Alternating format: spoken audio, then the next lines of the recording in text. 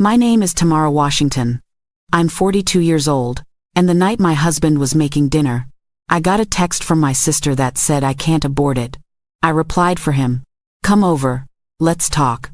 My wife isn't home today." When the doorbell rang, my husband's face froze like death itself had knocked on our door.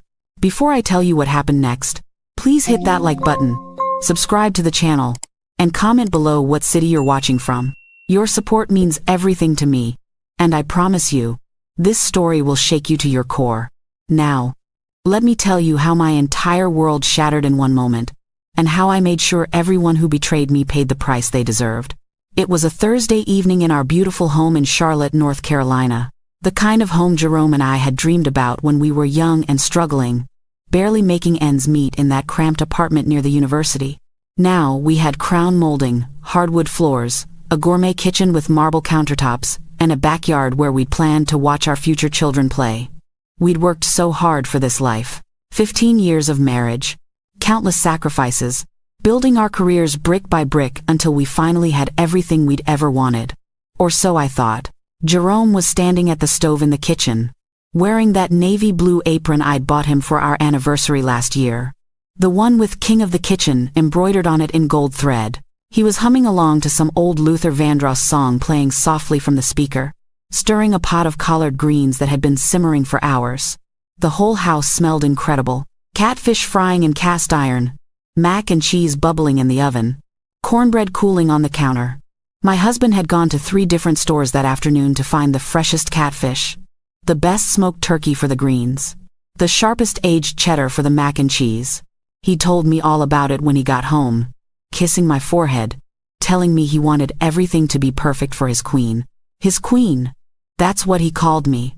I remember smiling when he said it, remember feeling that warm flutter in my chest that after 15 years, he still wanted to make me feel special. I had no idea that in less than an hour, I would discover that while he was calling me his queen, he'd been treating my baby sister like his empress. I was sitting at the kitchen island, pretending to flip through a magazine, but my mind was somewhere else entirely. It had been somewhere else for 2 weeks now, ever since I'd found that pregnancy test hidden under the passenger seat of Jerome's car. I'd been looking for my sunglasses, and there it was, wrapped in a CVS receipt, shoved way back where he thought I'd never look. Positive. 2 bright pink lines that had burned themselves into my memory. At first, my heart had leaped.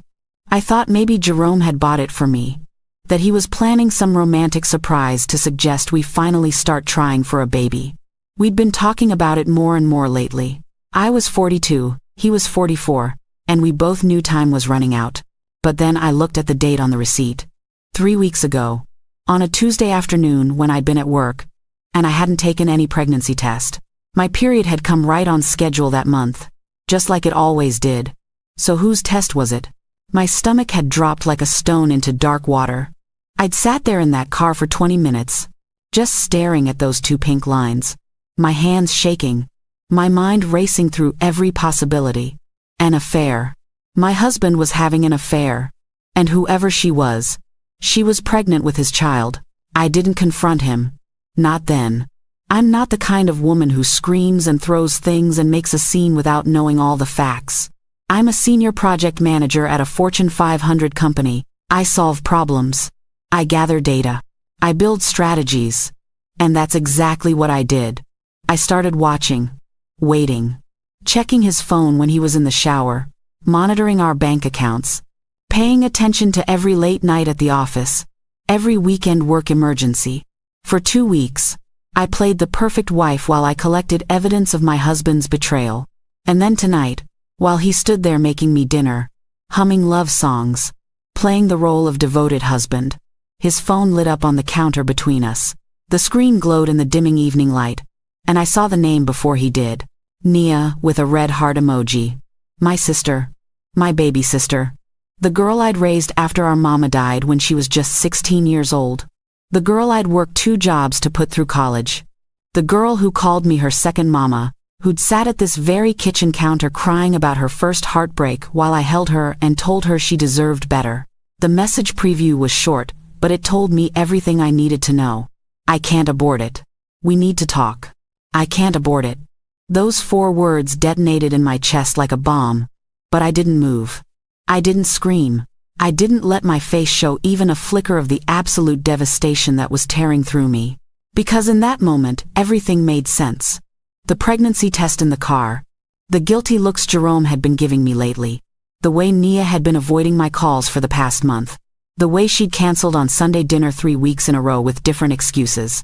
Work, not feeling well, plans with friends.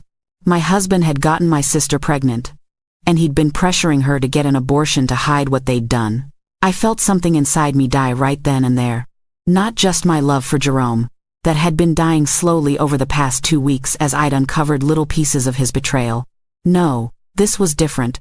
This was the death of my ability to trust, to believe in family, to think that anyone in this world truly had my back. If my own sister, the girl I'd sacrificed so much for, could do this to me, then who could I trust? Nobody. The answer was nobody. But I didn't let it show. I sat there, perfectly still, perfectly calm, and I watched Jerome chop vegetables for the salad. The rhythmic sound of the knife against the cutting board was almost hypnotic. Chop, chop, chop. Each strike felt like it was cutting away pieces of the life I'd thought I had. Chop, chop, chop. 15 years of marriage. Chop, chop, chop. 26 years of sisterhood. Chop, chop, chop. All of it lies. Jerome turned around with this big, beautiful smile on his handsome face. "Baby, come taste this and tell me if the greens need more vinegar," he said, holding out a spoonful. His voice was so warm, so loving, so genuine that for a split second I wondered if I was crazy, if maybe I'd gotten it all wrong. But then I looked at that phone sitting on the counter, that message from my sister about not being able to abort his child, and I knew. I knew with absolute certainty that the man standing in front of me was a stranger, a liar, a betrayer.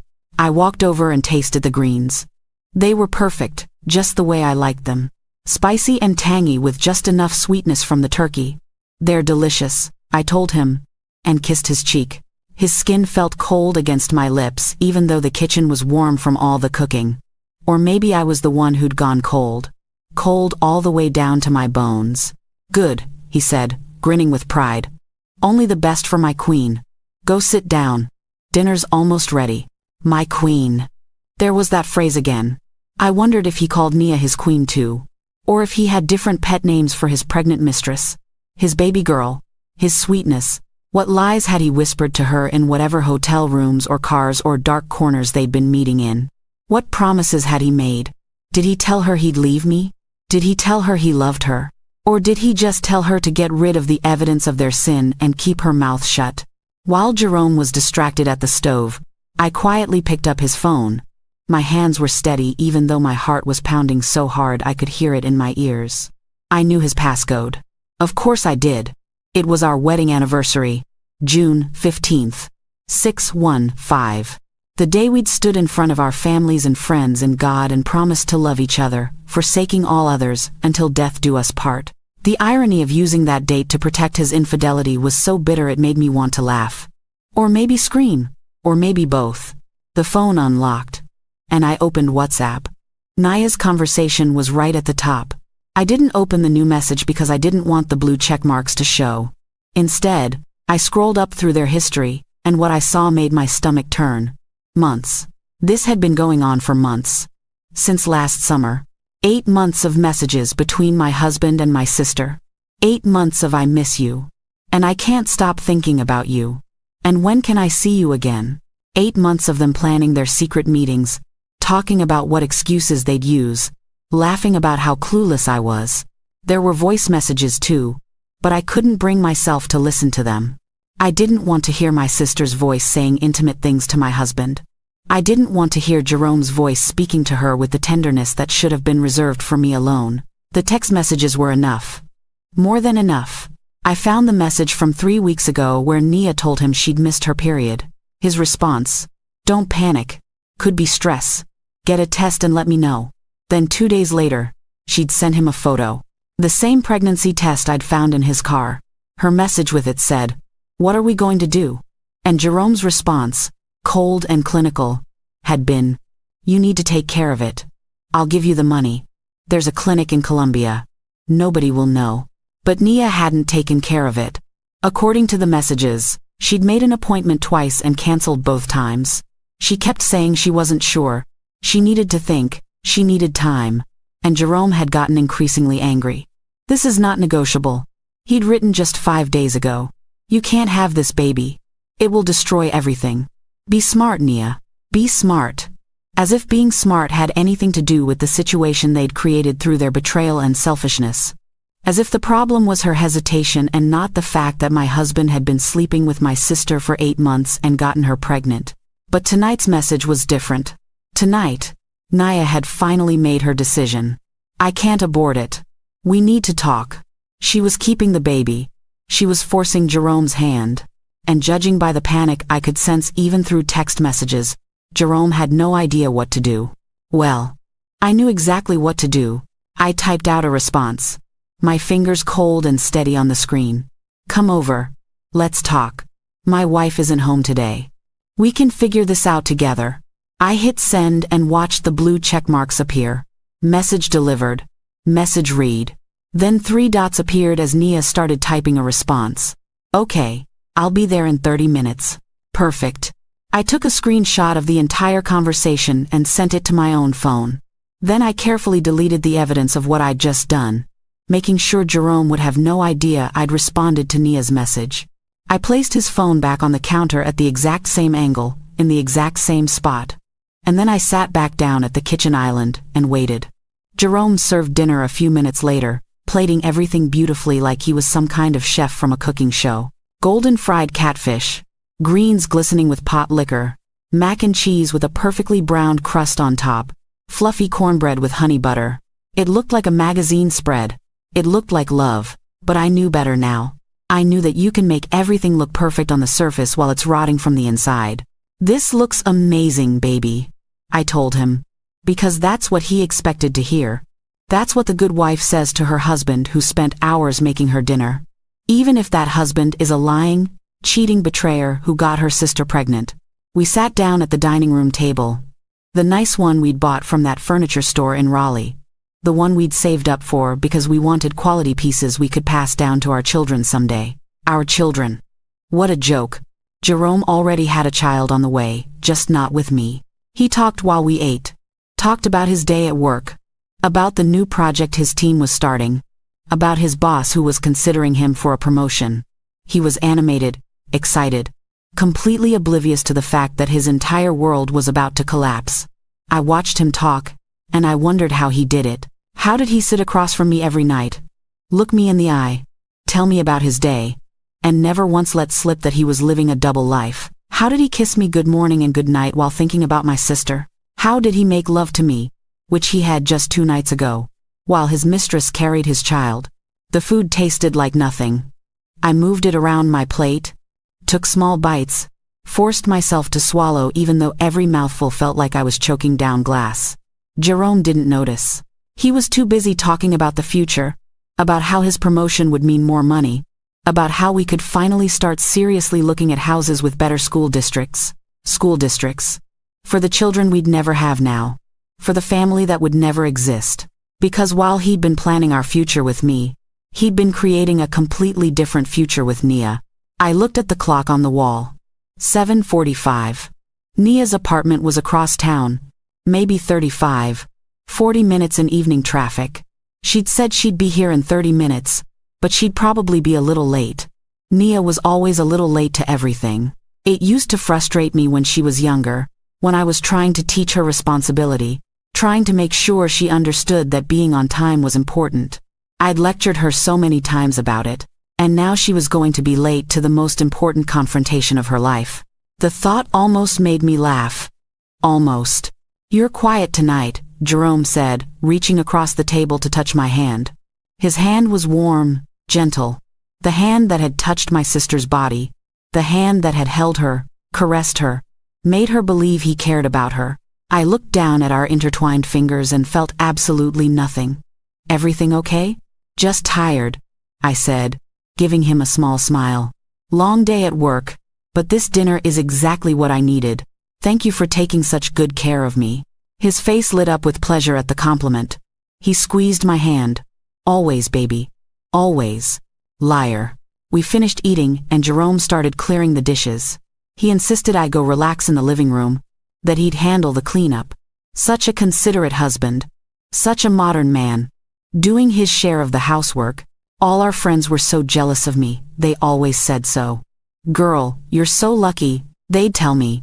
Jerome cooks, he cleans, he treats you like a queen. Where did you find him? And does he have a brother? And I'd smile and say I was blessed. That God had given me a good man.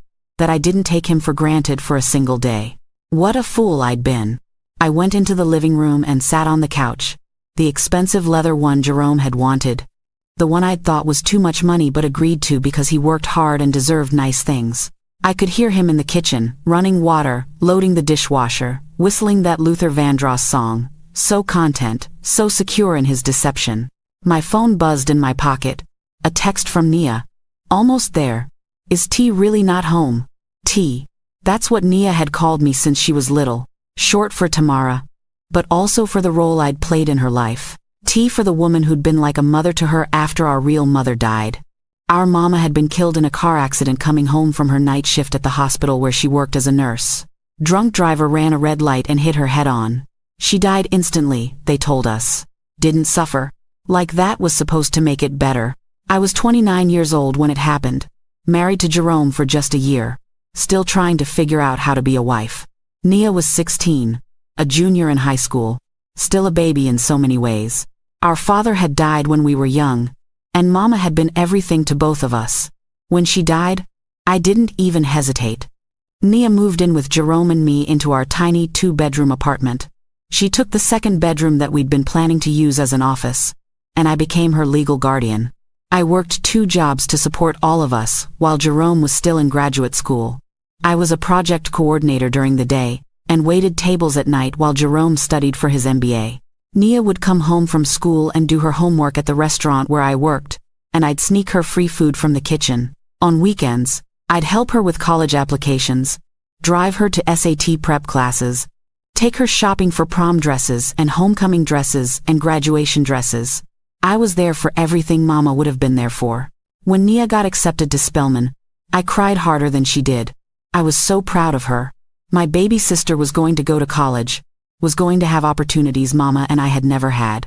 I paid her tuition, her room and board, sent her money for books and food and all the little extras college kids need. Jerome and I struggled financially for years because of it, but I never regretted it. Not for a second. Nia was my sister. She was my responsibility. She was my heart. And this is how she repaid me. By sleeping with my husband. By getting pregnant with his child. By sneaking around behind my back for 8 months while I loved her and supported her and welcomed her into my home every Sunday for family dinner. The doorbell rang. It was 8:07. Right on time, actually. Maybe Nia had learned something about punctuality after all. In the kitchen, Jerome's whistling stopped abruptly. I heard him set something down hard on the counter. Who could that be at this hour? He called out, his voice tight with sudden tension. I'll get it. I called back, my voice calm and sweet. Stay there, baby. Let me see who it is. I stood up slowly, smoothing down my blouse, taking a deep breath. This was it. The moment I'd been planning for 30 minutes. The moment I'd been preparing for, in my heart for 2 weeks. The moment when I would stop being the victim and become something else. Something colder. Something harder. Something that wouldn't hesitate to destroy the people who'd destroyed me.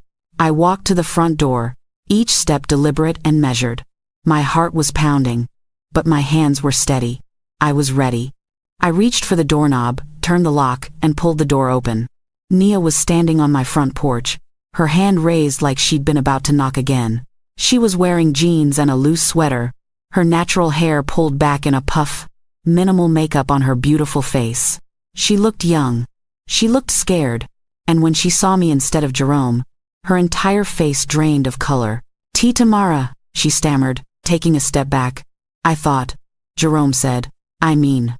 Her eyes were wide, darting past me into the house, looking for him, looking for an escape.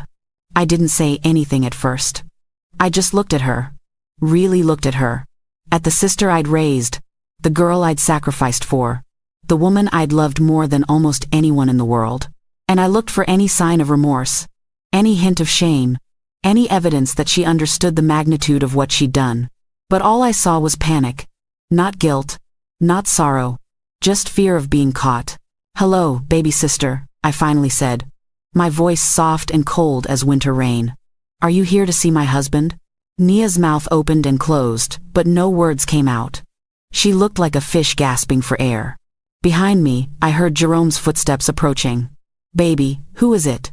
he called, and then his footsteps stopped abruptly. He'd seen her. He'd realized what was happening, and in that moment, I knew without turning around that his face had gone pale as death. The silence stretched out, thick and suffocating. Nia was frozen on the porch, Jerome was frozen in the hallway behind me, and I was the only one moving, breathing, thinking clearly. "Well, don't just stand there in the cold," I said, stepping back and pulling the door open wider. "Come in, Nia. We're family, aren't we? Mi casa es su casa. Although I guess you already knew that, since you've been making yourself very comfortable with my husband." Nia's eyes filled with tears. "Tamara, please, I can explain." "Oh, I'm sure you can," I interrupted, my voice still gentle, still calm, which somehow made it more terrifying. "I'm sure you have a wonderful explanation for why you've been sleeping with my husband for 8 months, for why you're pregnant with his baby, for why you've been lying to my face every single day while I paid for your life, your education, your future. Please, do come in and explain all of that. I'm absolutely dying to hear it." I was standing in the doorway, blocking her escape route, and Nia knew it. She knew that if she ran now, if she turned and got in her car and drove away, this would follow her forever. She'd have to face me eventually. She'd have to face our family, our father, our church, everyone who'd known us as sisters. And the story of what she'd done would spread like wildfire. So she did the only thing she could do. She stepped inside. As she crossed the threshold into my home, into the house that Jerome and I had built together, I felt a strange sense of satisfaction. She'd walked into my trap willingly. She'd come here thinking she'd find Jerome alone, thinking they'd figure out their little problem together, never suspecting that I'd been the one to invite her. And now she was exactly where I wanted her. I closed the door behind her, the lock clicking into place with a finality that seemed to echo through the whole house. "Jerome," I called out sweetly. "Look who came to visit. Our dear Nia. Isn't this a nice surprise?" Jerome had made it to the living room entrance.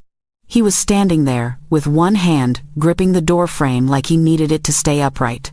His face wasn't just pale. It was gray. His eyes were huge and terrified, bouncing between Nia and me like he couldn't quite process what was happening. The phone he'd been holding had fallen to the hardwood floor with a loud clatter, but he didn't even seem to notice. "Tamara," he started, his voice hoarse. "I can explain." "Oh, I know you can," I said, cutting him off with a smile that didn't reach my eyes. "Both of you are just full of explanations tonight. But first, let's all sit down and be comfortable. We're civilized people, aren't we? We can have a civilized conversation. Nia, come into the living room. Can I get you something to drink? You must be thirsty. Are you thirsty? You're drinking for 2 now, after all. Got to stay hydrated." Nia flinched like I'd slapped her. She looked at Jerome desperately, silently begging him to do something, say something, save her from this situation. But Jerome was useless. He just stood there, mouth opening and closing, completely frozen by the reality of his 2 worlds colliding. I walked past him into the living room, and after a moment, Nia followed me on shaking legs. I gestured to the armchair facing the couch. "Sit there, sweetie. Make yourself comfortable." My voice was so pleasant, so kind, and that made everything worse. I could see the confusion and terror in Nia's eyes. She'd expected me to scream, to cry, to attack her. Instead, I was being the perfect hostess. Nia perched on the edge of the chair, her hands twisting together in her lap. I noticed she kept one hand near her lower belly, a protective gesture, protective of the baby, my husband's baby. The baby that should have been mine if my husband had been faithful, if my sister had been loyal. "Jerome, sit down," I said, still in that pleasant, deadly calm voice. He stumbled over to the couch and sat as far from me as possible, like I was a bomb that might explode. "Smart man. Too bad he hadn't been smart enough to keep his pants zipped.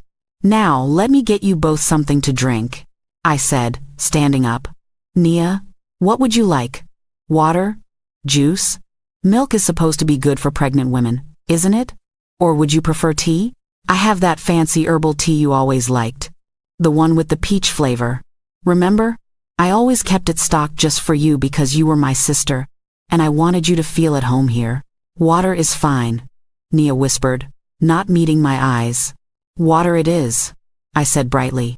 And Jerome, sweetheart, would you like some tea? You look like you could use something calming. Jerome just shook his head, unable to speak.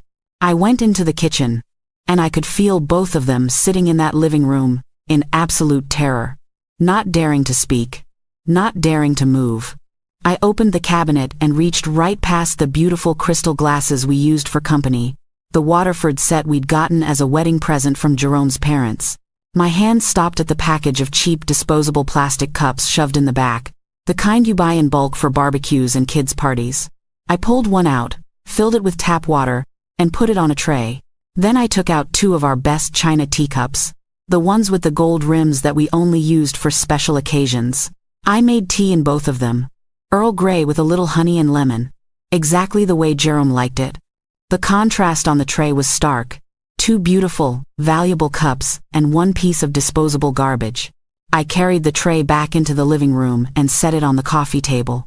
I placed the plastic cup of water in front of Nia with deliberate care, making sure she saw what I'd given her. Then I handed Jerome his beautiful china cup and kept the other one for myself.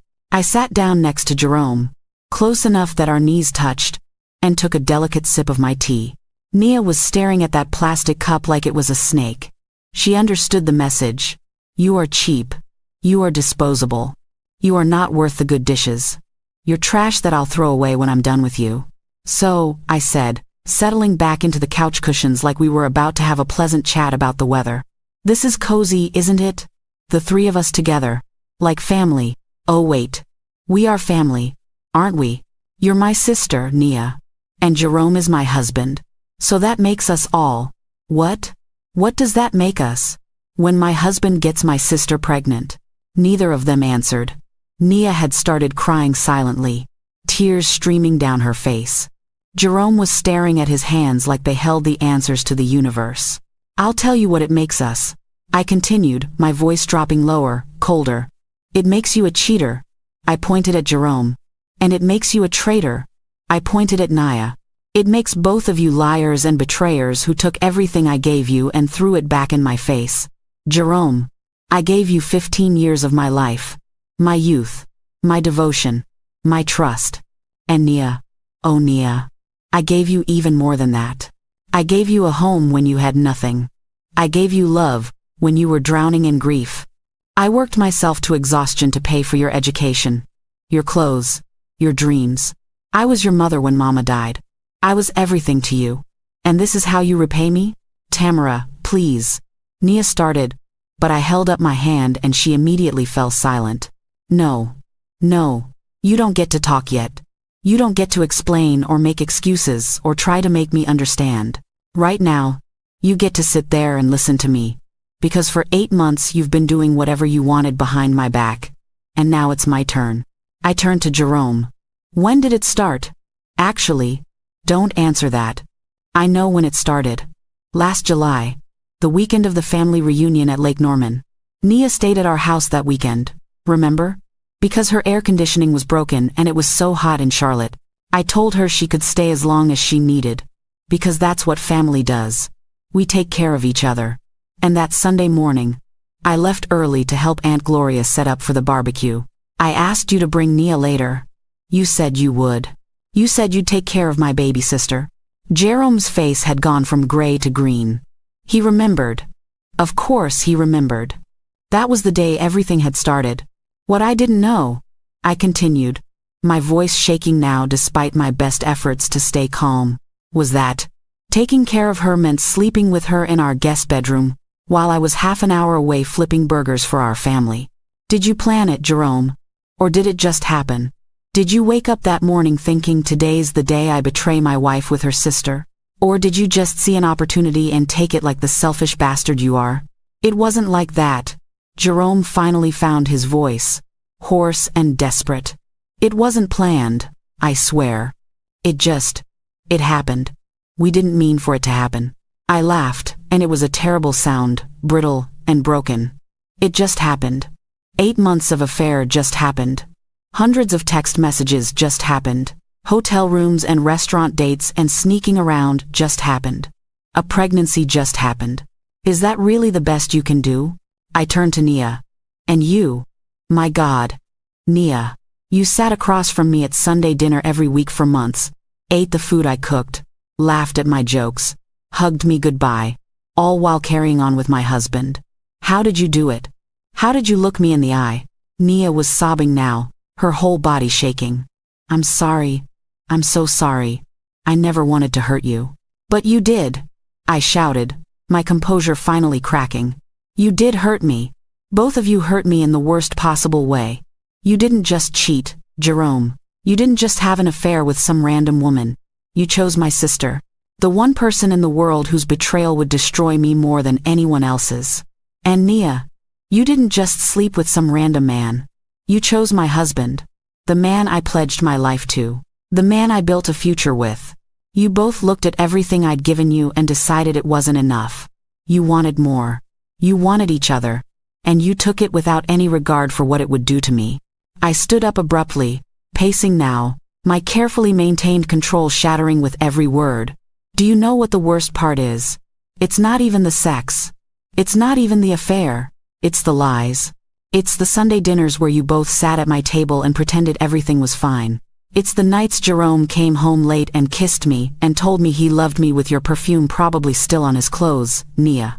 It's the phone calls where you cried to me about being lonely, about wanting to find a good man while you were sleeping with mine. It's the complete and total disrespect of making a fool out of me in my own life. I walked over to where Nia was sitting and looked down at her. She looked so small, so young, so terrified. Good. She should be terrified. I know about the pregnancy test, I said quietly. I found it in Jerome's car 3 weeks ago. I've been watching, waiting, gathering evidence, and tonight, when I saw your message saying you couldn't abort it, I knew it was time. So I texted you back, Nia. I pretended to be Jerome and I invited you here. And you came running, didn't you? Eager to see him. To talk about your little problem. To figure out your future together. Did you think he was going to leave me for you? Is that what he promised you? Nia's eyes went wide with horror. You texted me? Every word, I confirmed. Come over. Let's talk. My wife isn't home today. We can figure this out together. Did it feel good, Nia? Did it feel exciting to be invited to your sister's house to meet with your sister's husband while you thought she was away? Did you think about me at all? Or were you too busy thinking about your own happiness? I never wanted this. Nia burst out, jumping to her feet. I never wanted to fall in love with him. It just happened. Tamara. I tried to stop it. I tried to stay away. But I love him. I love him and he loves me, and I know that's horrible, and I know it's wrong, but it's the truth. The words hung in the air like poison gas. Love. She said love. Like that made any of this okay. Like love was some kind of magical excuse that absolved them of responsibility for destroying me. You love him. I repeated slowly. You love my husband. The man who's been lying to you the same way he's been lying to me. Tell me, Nia. What makes you think you're special? What makes you think that if he cheated on me with you, he won't cheat on you with someone else? You're not special. You're just convenient. You're young and available, and you worship him and that fed his ego. But love? That's not love. Baby girl, that's selfishness wrapped up in pretty words. I turned to Jerome. And you? Do you love her? Do you love Nia? Jerome's head was in his hands. He was crying now too, shoulders shaking. I don't know, he choked out. I don't know what I feel. I'm so confused. I never meant for any of this to happen. I love you, Tamara. I love my wife. But Nia, she made me feel young again. Alive. Like I mattered. You matter, I said incredulously. You matter? And what about me, Jerome? Did I not make you feel like you mattered? Did I not support you through graduate school? Did I not work myself to death so you could have your dreams? Did I not build this life with you brick by brick? What more could I have possibly done to make you feel like you mattered? It wasn't about you, he said miserably. You're perfect. You've always been perfect. Maybe that was the problem. I felt like I could never measure up. Like I was always trying to prove myself to you. But with Nia, I didn't have to be perfect. I could just be myself. I stared at him in disbelief. So you're blaming me? You're actually blaming me for your affair, because I was too perfect? Because I loved you too much? Because I worked too hard to give us a good life? That's really the excuse you're going with? It's not an excuse, he said weakly. I'm just trying to explain. There is no explanation. I screamed. There is no reason good enough. You made a choice, Jerome. Every single time you texted her, every time you met up with her, every time you touched her, you made a choice. And you made the wrong one. Over and over and over again for 8 months, you chose her instead of me. You chose to betray me. You chose to risk everything we built together. You chose to destroy our marriage. And now you want me to understand? To forgive you? To believe that this was somehow my fault for being too good to you? I turned back to Nia. And you said you tried to stay away? Really? Because those text messages tell a different story. I miss you. When can I see you again? Last night was amazing. Those don't sound like someone trying to stay away. Those sound like someone who was enjoying every second of betraying her sister. I did try. Nia insisted, tears and snot running down her face now. In the beginning, I tried so hard. I felt so guilty, but he kept pursuing me, kept telling me how special I was, how beautiful, how much he needed me, and I was lonely. Tamara, I've been so lonely since Mama died, and I know that's not an excuse, but it's the truth. With him, I didn't feel alone anymore. So I wasn't enough? I asked, my voice breaking. All those years I took care of you, loved you, was there for you. That wasn't enough? I wasn't enough to make you not feel alone. You had to take the one thing that was mine. You had to take my husband. I didn't mean to, Nia wailed. I never meant to hurt you. I wanted to tell you so many times, but I didn't know how. And then I got pregnant and everything got so complicated and I didn't know what to do. You knew exactly what to do, I said coldly. You knew you should have stayed away from him from the very beginning. You knew you should have respected our marriage. You knew you should have honored our sisterhood. But you didn't. You chose this. You chose him. And now you're pregnant with his baby and you want me to what? Feel sorry for you? Help you figure it out? Stand by you through this? I walked over to the bookshelf and picked up a framed photo from our wedding day. Jerome and me, young and happy and so full of hope for the future. I looked at that photo for a long moment, then turned and threw it across the room. It smashed against the wall, glass shattering, the frame breaking, the image of our happiness destroyed, just like the reality of it had been destroyed. That's what you did to us, I said, my voice deadly quiet now. You took something beautiful and you smashed it into a million pieces. And now you both sit here crying and making excuses, and trying to make me understand. But I don't want to understand. I want you both to feel what I feel. I want you to know what it's like to have everything you believed in torn away in one moment. I pulled out my phone and opened it to the screenshots I'd taken of their messages. I have everything, I told them. Every text, every call log, every bank statement showing hotel charges and restaurant bills. Every piece of evidence of your betrayal. And I'm going to use it. I'm going to take it to a lawyer and I'm going to divorce you, Jerome. And I'm going to make sure everyone knows exactly why. Your family, your friends, your coworkers, everyone. Jerome's head snapped up, panic in his eyes. Tamara, please, you can't. My job. Your job? I laughed harshly. You're worried about your job? You should have thought about that before you started sleeping with your wife's sister. Before you used our joint bank account to pay for hotel rooms. Before you got her pregnant. Actions have consequences, Jerome. You're about to learn that the hard way. I turned to Nia. And you need to leave my house right now. And you need to understand something very clearly. We are no longer sisters. I don't have a sister anymore. My sister died the day she decided to betray me. The woman sitting in front of me is a stranger I happen to raise and love and sacrifice for. But that's over now. You're on your own, Nia. You and that baby you're carrying. Please, Nia begged, reaching out toward me. Please don't do this. I know I don't deserve your forgiveness, but please.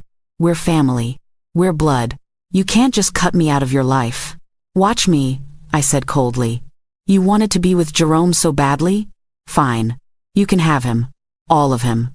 His lies, his broken promises, his inability to be faithful. You can have the man who'll cheat on his wife with her sister. I'm sure that'll work out great for you. I'm sure you'll never have to worry about him doing to you what he did to me. I'm sure your relationship built on betrayal and lies will be super healthy and stable. I walked to the door and opened it wide. Get out. Now. Before I do something I regret. Nia stood up on shaking legs, clutching her purse to her chest like it could protect her.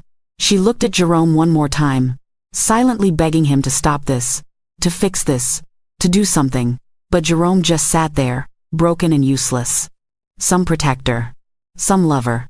He couldn't even defend the woman he claimed to care about. Nia walked past me toward the door, and when she got close, I leaned in and whispered in her ear, low enough that only she could hear. Next time you want to visit my husband, call first, because I'm not always going to be out. And Nia? That baby you're carrying? That's your burden now. Don't ever expect me to be Auntie T to your child. Don't expect me to babysit or help out or send birthday cards. You chose this path. You walk it alone. Nia let out a sob and stumbled out the door. I watched her run to her car, fumbling with her keys, finally getting the door open and collapsing into the driver's seat. She sat there for a minute, crying, before she finally started the car and drove away. I stood in the doorway and watched her taillights disappear down the street. And then I closed the door, locked it, and turned around to face my husband. Jerome was standing now, looking at me with desperate, terrified eyes. Tamara, please. We need to talk. Talk? I interrupted. What's left to talk about, Jerome?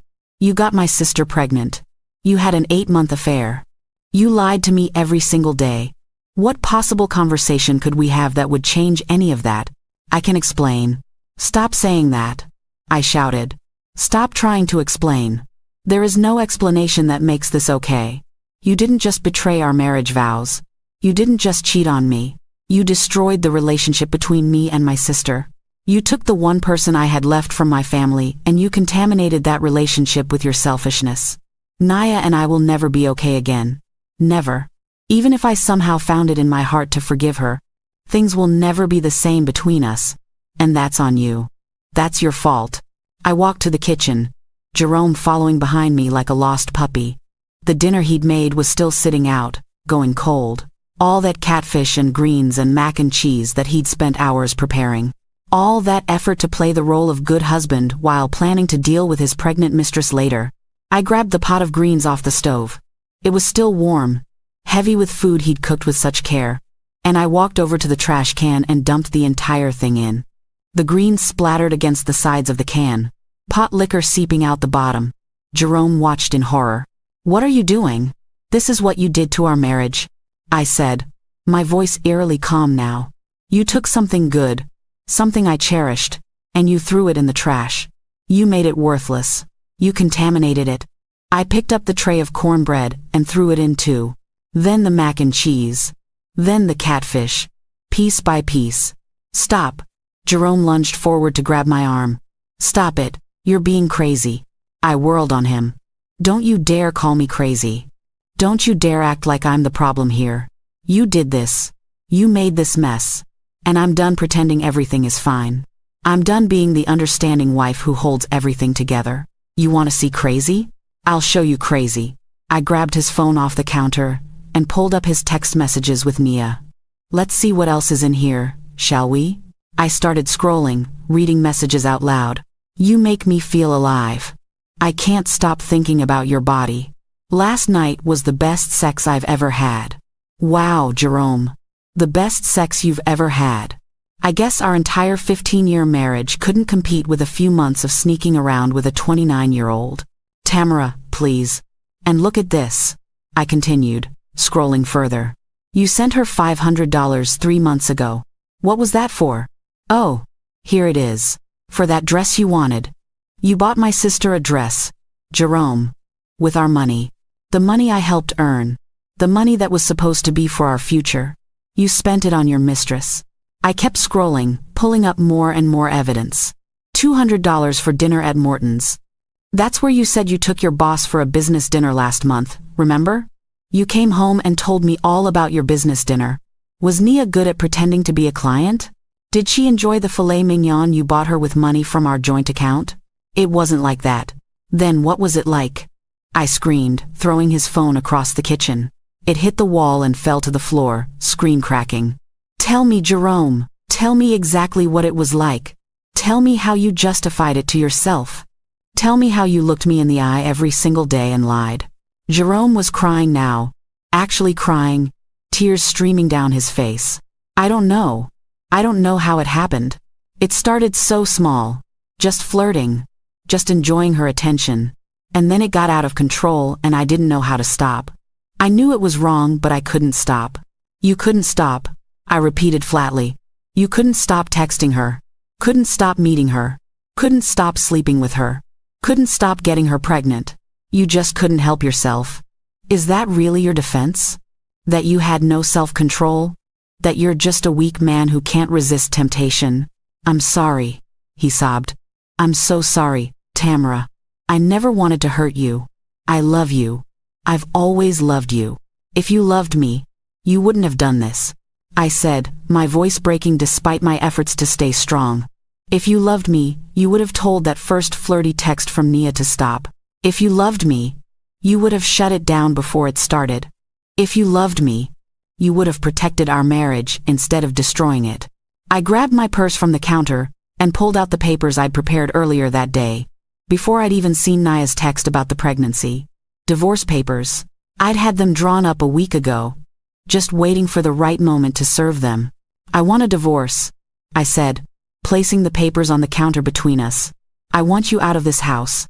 I want my share of everything we've built together. And I want you to know that you lost the best thing that ever happened to you because you couldn't keep it in your pants. Jerome looked at the papers like they were a death sentence. No. No. Please, Tamara. Don't do this. We can fix this. We can go to counseling. I'll do anything. I'll cut off all contact with Nia. I'll change jobs if I have to. I'll do whatever it takes to fix this. Please. Please don't give up on us. I'm not giving up on us, I said quietly. You gave up on us the day you started sleeping with my sister. I'm just accepting the reality of what you did. But I love you, he pleaded, reaching for my hands. I pulled away before he could touch me. I know I don't deserve your forgiveness, but I'm begging you. Please give me another chance. One more chance to prove that I can be the husband you deserve. You had 15 years of chances. I told him. 15 years, to be faithful, to honor our vows, to love me the way you promised you would. And you threw it all away. For what? For some excitement? For an ego boost? Because you felt old and wanted to feel young again? Whatever the reason, it wasn't worth it. And now you have to live with what you've done. I picked up my overnight bag that I'd packed earlier and hidden in the coat closet. Jerome's eyes widened when he saw it. You're leaving? I'm staying with my friend Simone tonight, I told him. And tomorrow, you're going to call a lawyer and start the process of dividing up our assets. Because I'm done, Jerome. I'm done with this marriage. I'm done with your lies. I'm done with all of it. What about Nia? He asked desperately. What about the baby? That's not my problem, I said coldly. That's between you and her. You two figure it out. Maybe you'll end up together, raising that baby, living happily ever after. Or maybe you'll realize that a relationship built on betrayal and lies is doomed from the start. Either way, it has nothing to do with me anymore. I walked toward the door, and Jerome followed me, still begging, still crying, still trying to change my mind. But my mind was made up, my heart was made up. I'd given him everything I had. And he'd thrown it away. There was nothing left to salvage. Tamara, please, he said one more time as I opened the door. Don't leave like this. Don't walk away from 15 years of marriage without even trying to fix it. I turned to look at him one last time. The man I'd loved for so long. The man I'd built a life with. The man I'd trusted with my whole heart. And I felt nothing. No love. No hate. just a vast emptiness where all my feelings for him used to be. You walked away from us a long time ago, I said softly. I'm just making it official. Goodbye, Jerome. And then I left. I walked out of that house, got in my car, and drove away from the life I'd thought I had. I didn't look back. There was nothing back there worth seeing anymore. I drove to Simone's apartment across town, my hands white-knuckled on the steering wheel, tears finally streaming down my face now that I was alone. All the anger I'd held in, all the pain I'd controlled so carefully while facing them, it all came pouring out now. I sobbed so hard I had to pull over twice because I couldn't see through my tears. When I finally got to Simone's place, she was waiting outside for me. I'd texted her earlier, told her everything, asked if I could stay. She'd immediately said yes, of course. Stay as long as you need. Simone had been my best friend since college, had been my maid of honor at my wedding, had been there through everything. If anyone could help me through this, it was her. She opened my car door and pulled me into a hug before I'd even fully gotten out. I collapsed against her and just cried. Cried for my broken marriage. Cried for my lost sister. Cried for the future I'd thought I was going to have. Cried for the naive woman I'd been just 2 weeks ago who trusted everyone and believed love was enough. I've got you, Simone murmured, holding me tight. I've got you, girl. You're going to be okay. I promise you're going to be okay. But I didn't feel like I was going to be okay. I felt like I'd been shattered into a million pieces and I didn't know how to put myself back together. Over the next few days, Simone helped me start the process of rebuilding my life. She was a lawyer, thankfully, specializing in family law. She looked over all the evidence I'd collected, the screenshots, the bank statements, everything, and she nodded grimly. This is going to be ugly, she told me. But you're going to win. He used joint funds for his affair. He's got his mistress pregnant. Any judge is going to side with you on this. I don't care about winning, I told her. I just want it to be over. I want him out of my life. You should care about winning, Simone said firmly. Because winning means getting what you deserve financially. It means making sure you're set up for your future. And it means making sure he pays a price for what he did. So we got to work. Simone helped me file for divorce. Helped me separate our bank accounts. Helped me document everything for the court. And then she suggested something I hadn't even thought of. Your father needs to know, she said gently. And so does your church community. They deserve to know the truth about what happened. The thought of telling my father made me feel sick. Vernon Washington, 72 years old, retired postal worker, deacon at Mount Zion Baptist Church, the man who'd walked me down the aisle and given me away to Jerome with tears in his eyes. The man who'd told Jerome, you better take care of my girl or you'll answer to me. How was I supposed to tell him that Jerome hadn't taken care of me at all, that he betrayed me with his other daughter? But Simone was right. He needed to know. They all needed to know. Because Nia was going to start showing soon. And rumors would spread. And I'd rather control the narrative than let people make up their own stories. So I called my father. Asked him to come over to Simone's apartment. Told him I needed to talk to him about something important. When he arrived, looking worried, I sat him down and I told him everything. Every painful detail. I watched my father's face go through every emotion. Shock, disbelief, anger, grief. When I got to the part about the pregnancy, about how Nia was carrying Jerome's baby, my father made a sound like he'd been punched in the gut. He doubled over, hands on his knees, breathing hard. My baby girl, he said, his voice cracking. My Nia. How could she do this to you? How could she betray her own sister? I don't know, Daddy, I said, crying again. I don't know.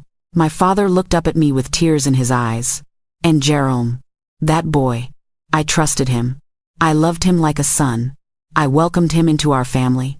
And this is how he repays us? I'm sorry, I said, even though I had nothing to be sorry for. I'm so sorry. You have nothing to be sorry for, my father said fiercely, pulling me into his arms. You did nothing wrong. This is on them. This is on Jerome. And on Nia. And they're going to have to live with what they've done. My father was true to his word. He called Nia that very day and told her he was ashamed of her, that what she'd done was unforgivable, that she'd destroyed her relationship with her sister, and by extension, damaged her relationship with him too. Nia apparently broke down on the phone, begging for forgiveness, but my father had hung up on her. The news spread through our church community like wildfire. By Sunday, everyone knew. The looks I got at church ranged from pity to outrage to sadness. Several of the church mothers came up to me and hugged me, told me they were praying for me, told me I was handling this with grace and dignity. Pastor Johnson pulled me aside after service and told me the church was there for me, whatever I needed. Jerome and Nia both stopped coming to church. Couldn't face the judgment, I suppose. Couldn't handle everyone knowing what they'd done. Good. Let them hide. Let them feel the shame they should have felt from the beginning. 3 months later, we were in court for the divorce proceedings. Jerome looked terrible. He'd lost weight, looked like he hadn't slept in weeks, wore a suit that hung off his frame. Nia was there too, sitting in the back of the courtroom. She was visibly pregnant now, about 6 months along, her belly round and obvious under a loose dress. The judge was a black woman in her 50s, Judge Thompson, and she did not look impressed as Simone laid out the evidence of Jerome's affair. The text messages, the bank statements, the timeline of the relationship.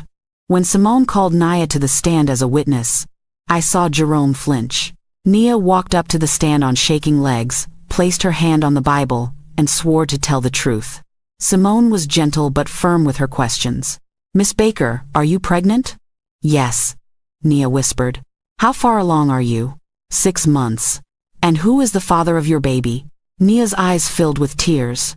She looked at me, silently begging me to make this stop, but I sat there stone-faced, giving her nothing. She'd made her choices. Now she had to live with them. "Jerome Washington," she finally said, her voice barely audible. "The defendant?" Simone clarified. "Miss Washington's husband?" "Yes." "And how long were you in a relationship with the defendant?" "About 8 months before I got pregnant." "And during that time, were you aware that he was married to your sister?" "Yes," Nia said, tears streaming down her face now. Simone had mercy on her then and let her step down. But the damage was done. Judge Thompson had heard enough. When it came time to divide assets, she ruled heavily in my favor. I got 65% of the proceeds from the house sale, full restitution of the money Jerome had spent on the affair, half of his $401K, and my car free and clear. When the papers were signed and it was official, I felt nothing. No triumph, no vindication, just emptiness. Jerome tried to approach me as I was leaving the courthouse, but Simone stepped between us. "You don't get to talk to her," Simone said firmly. "You lost that right." Jerome's lawyer pulled him away, and I walked out of that courthouse a free woman. Divorced. Single. Alone. But free. 6 months after the divorce, Nia had her baby. A boy. I heard about it through my father, who despite everything, had gone to the hospital to meet his grandson. He told me the baby was healthy, that Nia had named him Marcus, and that Jerome had been there for the birth. "Are they together?" I asked, not sure why I cared. My father shook his head. "Jerome came for the birth, set up child support, but no, they're not together. I think they realize that a relationship built on betrayal doesn't have a strong foundation." I nodded. I could have told them that. I could have saved them the trouble of learning it the hard way. But they wouldn't have listened. People never do. My father tried to get me to meet the baby, to be an aunt to little Marcus, but I refused. That child is innocent. I told him, but I can't. I can't look at him without seeing everything that was taken from me. I can't be Auntie T to the baby my husband made with my sister. I just can't. My father understood. He didn't push. And slowly, over time, we rebuilt our relationship, just the two of us. He still saw Nia occasionally, for the baby's sake, but things between them were strained. She'd broken something in our family that couldn't be repaired. As for me, I focused on rebuilding my life. I bought myself a small townhouse in a quiet neighborhood, decorated it exactly the way I wanted, with no compromises. I threw myself into my work and got promoted to senior director. I started going to therapy to work through the trauma of betrayal. I joined a book club for Black women, made new friends, found new hobbies, and slowly, very slowly, I started to heal. One day, about a year after the divorce was finalized, I got a message on Facebook from a woman I didn't know. Her profile picture was a sunflower. The message said, I don't know if you remember me, but we met briefly at a conference last year. I just wanted to reach out and tell you that your story gave me the courage to leave my abusive marriage. Someone shared your story anonymously on a support forum, and reading about your strength and how you handled your situation made me realize I could be strong too. Thank you for being brave enough to walk away. You saved my life. I sat there reading that message over and over, tears streaming down my face. Not tears of sadness this time, but something else. Something that felt almost like purpose. My pain had meant something. My story had helped someone else find the courage to save themselves. I wrote back to her, thanked her for sharing that with me, and we ended up becoming online friends. She introduced me to a whole community of women who'd survived betrayal and abuse and had rebuilt their lives. Women who understood what I'd been through because they'd been through it too. Women who didn't judge me for cutting off my sister or divorcing my husband or refusing to have a relationship with their baby. Women who understood that sometimes, love isn't enough. Sometimes, you have to choose yourself. Now, a year and a half after that terrible night when Nia showed up at my door, I'm 43 years old. I'm single. I'm independent. And I'm happy. Not the naive, trusting happiness I had before. This is different. Harder. More real. It's the happiness that comes from knowing you survived the worst thing you could imagine and came out the other side. I still see my father regularly. We have dinner every Sunday, just the two of us. And we don't talk about Nia or Jerome or the baby. We talk about his garden, about my job, about the trips we're planning together. He's getting older, and I treasure every moment with him. I haven't spoken to Nia since that night at my house. She's tried to reach out a few times, sent letters that I returned unopened, left voicemails that I deleted without listening. My father says she's struggling as a single mother, that Jerome helps with child support but isn't really present, that she regrets everything. But her regret doesn't change what she did. It doesn't give me back the sister I lost. It doesn't repair the trust that was broken. Some people think I'm too harsh. They say family is family, that I should forgive, that I should at least meet my nephew. But those people weren't betrayed by their baby sister and their husband. They don't know what it's like to have the two people you loved most in the world conspire against you. They don't get to tell me how to handle my pain. I learned something through all of this. I learned that blood doesn't guarantee loyalty. I learned that the title of husband or sister doesn't mean someone will treat you with respect. I learned that sometimes, the people who should protect you are the ones who hurt you the most. And I learned that walking away from toxicity, even when it's wrapped up in the package of family, is not only okay, it's necessary for survival.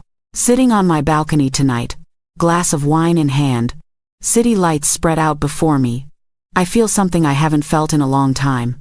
Peace. Not the kind of peace that comes from having everything you want. The kind of peace that comes from accepting what is and choosing to move forward anyway. My name is Tamara Washington. I'm 43 years old. I survived the double betrayal of my husband and my sister. And I'm here to tell you, if you're going through something similar, you will survive too.